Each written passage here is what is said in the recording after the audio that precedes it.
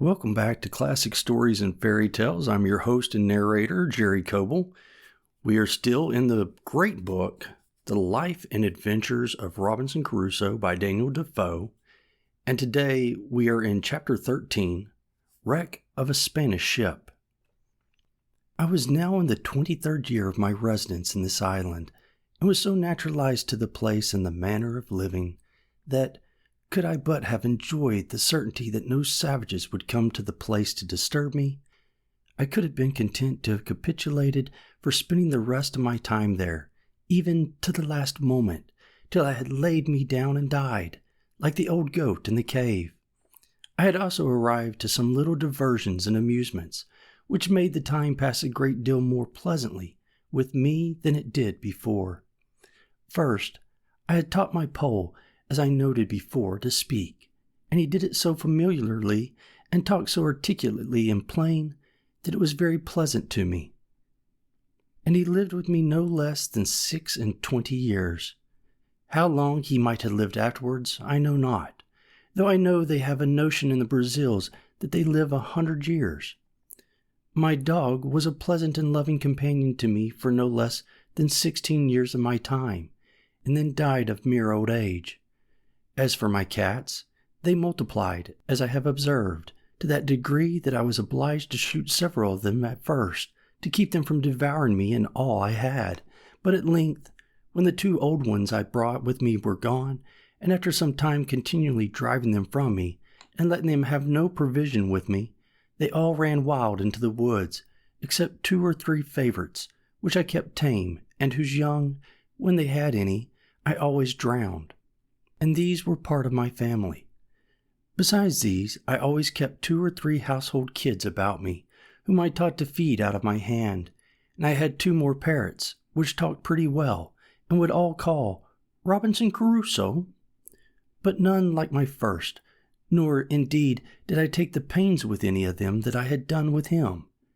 I had also several tame sea-fowls, whose name I knew not, that I caught upon the shore and cut their wings. And the little stakes which I had planted before my castle wall being now grown up to a good thick grove, these fowls all lived among these low trees, and bred there, which was very agreeable to me, so that, as I said above, I began to be very well contented with the life I led, if I could have been secured from the dread of the savages. But it was otherwise directed, and it may not be amiss for all people who shall meet with my story to make this just observation from it: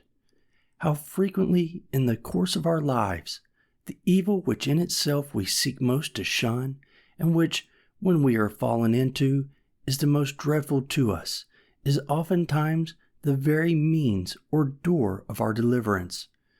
by which alone we can be raised again from the affliction we are fallen into.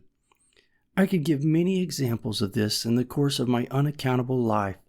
but in nothing was it more particularly remarkable than in the circumstance of my last years of solitary residence in the island.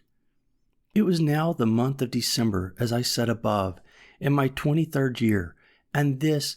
being the southern solstice, for winter I cannot call it, was the particular time of my harvest, and required me to be pretty much abroad in the fields, when, going out early in the morning, even before it was thorough daylight, I was surprised with seeing a light of some fire upon the shore,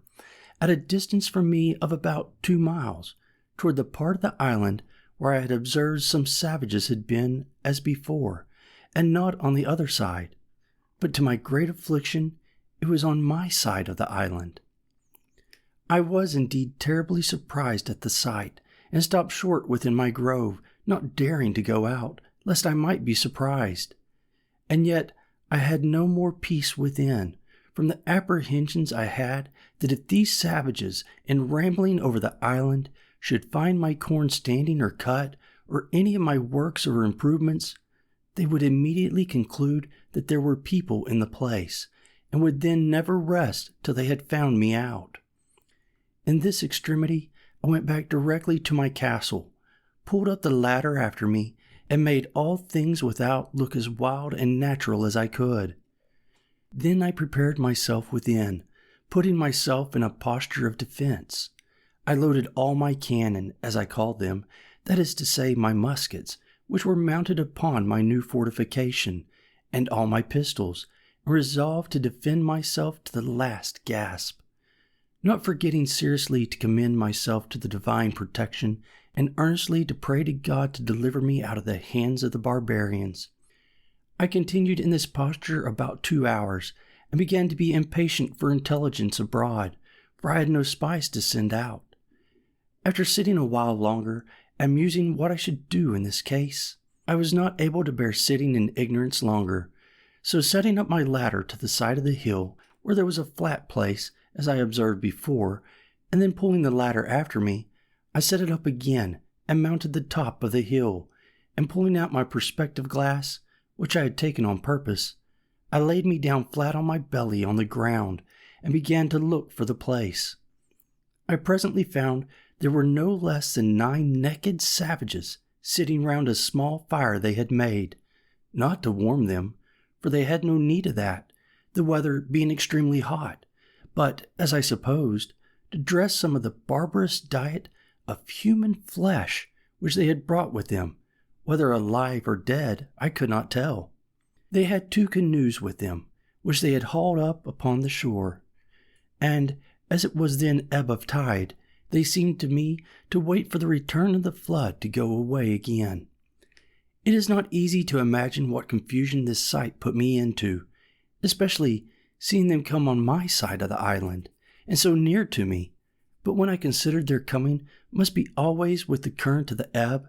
I began afterwards to be more sedated in my mind, being satisfied that I might go abroad with safety all the time of the flood of tide if they were not on shore before. And having made this observation, I went abroad about my harvest work with more composure. As I expected, so it proved, for as soon as the tide made to the westward, I saw them all take boat and row, or paddle as we call it, away. I should have observed that for an hour or more before they went off, they were dancing, and I could easily discern their postures and gestures by my glass. I could not perceive, by my nicest observation, but that they were stark naked, and had not the least covering upon them, but whether they were men or women I could not distinguish. As soon as I saw them shipped and gone, I took 2 guns upon my shoulders, and 2 pistols in my girdle, and my great sword by my side without a scabbard, and with all the speed I was able to make, went away to the hill where I had discovered the first appearance of all, and as soon as I got thither, which was not in less than 2 hours, for I could not quickly, being so loaded with arms as I was, I perceived there had been 3 canoes more of the savages at the place, and looking out farther, I saw they were all at sea together, making over for the main. This was a dreadful sight to me, especially as, going down to the shore, I could see the mark of horror which the dismal work they had been about had left behind it. The blood, the bones, the part of flesh of human bodies eaten and devoured by those wretches with merriment and sport. I was so filled with indignation at the sight that now I began to premeditate the destruction of the next that I saw there, let them be whom or how many soever. It seemed evident to me that the visits which they made thus to the island were not very frequent, for it was above 15 months before any more of them came on shore there again. That is to say, I neither saw them nor any footsteps or signals of them in all that time. For as to the rainy seasons, then they are not sure to come abroad, at least not so far. Yet all this while I lived uncomfortably, by reason of the constant apprehensions that are coming upon me by surprise, from whence I observe that the expectation of evil is more bitter than the suffering, especially if there is no room to shake off that expectation of those apprehensions. During all this time I was in a murdering humor, and spent most of my hours, which should have been better employed, in contriving how to circumvent and fall upon them the very next time I should see them, especially if they should be divided, as they were the last time, into 2 parties. Nor did I consider at all that if I killed one party, suppose 10 or a dozen, I was still the next day or week or month to kill another, and so another, even ad infinitum, till I should be at length no less a murderer than they were in being man-eaters, and perhaps much more so. I spent my days now in great perplexity and anxiety of mind, expecting that I should one day or other fall into the hands of these merciless creatures. And if I did at any time venture abroad, it was not without looking around me with the greatest care and caution imaginable. And now I found, to my great comfort, how happy it was that I provided a tame flock or herd of goats, for I durst not upon any account fire my gun, especially near that side of the island where they usually came, lest I should alarm the savages. And if they had fled from me now, I was sure to have them come again with perhaps 200 or 300 canoes with them in a few days, and then I knew what to expect. However, I wore out 1 year and 3 months more before I ever saw any more of the savages, and then I found them again, as I shall soon observe. It is true they might have been there once or twice, but either they made no stay, or at least I did not see them. But in the month of May, as near as I could calculate, and in my 24th year, I had a very strange encounter with them, of which in its place. The perturbation of my mind during this 15 or 16 months interval was very great. I slept unquietly, dreamed always frightful dreams, and often stared out of my sleep in the night. In the day, great troubles overwhelmed my mind, and in the night, I dreamed often of killing the savages and of the reasons why I might justify doing it. But to waive all this for a while.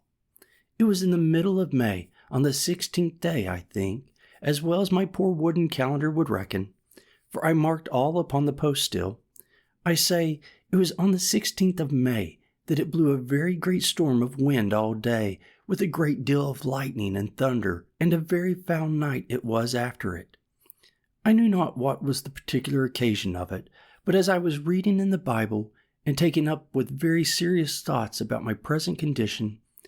I was surprised with the noise of a gun, as I thought, fired at sea. This was, to be sure, a surprise quite of a different nature from any I had met with before, for the notions this put into my thoughts were quite of another kind. I started up in the greatest haste imaginable, and in a trice clapped my ladder to the middle place of the rock, and pulled it after me, and mounting it the second time, got to the top of the hill the very moment that a flash of fire bid me listen for a second gun, which, accordingly, in about half a minute I heard, and by the sound knew that it was from the part of the sea where I was driven down the current in my boat.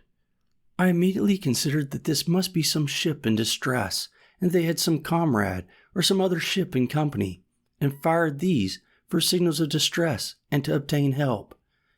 I had the presence of mind at that minute to think that though I could not help them, it might be that they might help me. So I brought together all the dry wood I could get at hand, and making a good handsome pile, I set it on fire upon the hill. The wood was dry and blazed freely, and though the wind blew very hard, yet it burned fairly out, so that I was certain if there was any such thing as a ship, they must needs see it. And no doubt they did, for as soon as ever my fire blazed up, I heard another gun, and after that several others, all from the same quarter. I plied my fire all night long, till daybreak, and when it was broad day and the air cleared up, I saw something at a great distance at sea, full east of the island, whether a sail or a hull, I could not distinguish. No, not with my glass. The distance was so great, and the weather still something hazy also. At least, it was so out at sea. I looked frequently at it all that day, and soon perceived that it did not move. So I presently concluded that it was a ship at anchor, and being eager, you may be sure, to be satisfied, I took my gun in my hand and ran towards the south side of the island to the rocks where I had formerly been carried away by the current, and getting up there, the weather by this time being perfectly clear, I could plainly see, to my great sorrow, the wreck of a ship, cast away in the night upon those concealed rocks which I found when I was out in my boat, and which rocks, as they checked the violence of the stream and made a kind of counter-stream or eddy, were the occasion of my recovering